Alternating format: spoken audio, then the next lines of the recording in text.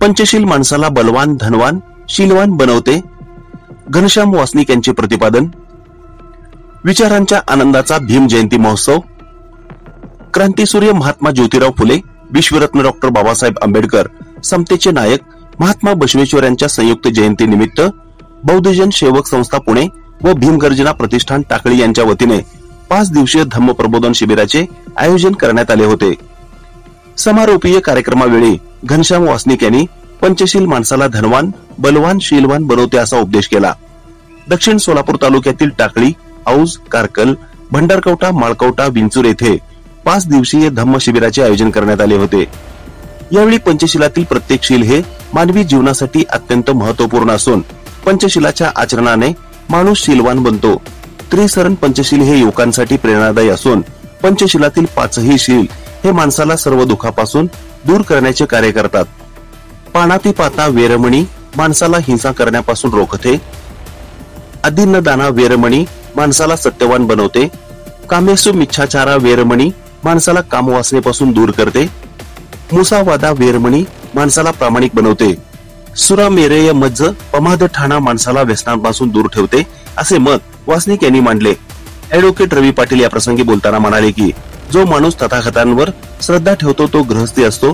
जो श्रद्धेला कृतीची जोड देऊन पंचशील म्हणतो तो उपासक किंवा उपासिका असतो. परंतु जो माणूस त्रिसरण आणि पंचशील यांचे तंतोतंत पालन करतो तो शीलवान उपासक असतो, असे स्पष्ट केले. बौद्धजन सेवक संस्थेच्या वतीने टाकळी, कारकल, भंडारकवटे, माळकवटा, विंचूर, औज येथील अध्यक्षांचा 5 दिवसीय शिबिर राबवल्यामुळे भारतीय संविधानाच्या प्रतिमा देऊन सन्मानित करण्यात आले. तसेच भीमगर्जना प्रतिष्ठानच्या वतीने 5 दिवसीय शिबिर राबवण्यासाठी खास पुण्यातून आलेल्या घनश्याम वासनिक, ऍडव्होकेट रवी पाटील, संजय महाजन, अनुप गडलिंग, सुरेश बनसोडे, संतोष गायकवाड, सतीश शिंदे, विलास गायकवाड यांचा फेटा व पंचशील उपरणे देऊन सन्मान करण्यात आले. युवकांना सुमार्गाने वाटचाल करता यावे व लहान मुलांवर धम्म संस्कार घडवण्यासाठी सदर शिबिराचे आयोजन केले असून भविष्यात असे अनेक धम्म प्रबोधनाचे कार्यक्रम राबवू असे दृढ आश्वासन चंद्रशेखर गायगवळी यांनी दिले. यावेळी लक्ष्मी कदम, मीनाक्षी घाडगे यांनी आपले मनोगत व्यक्त केले.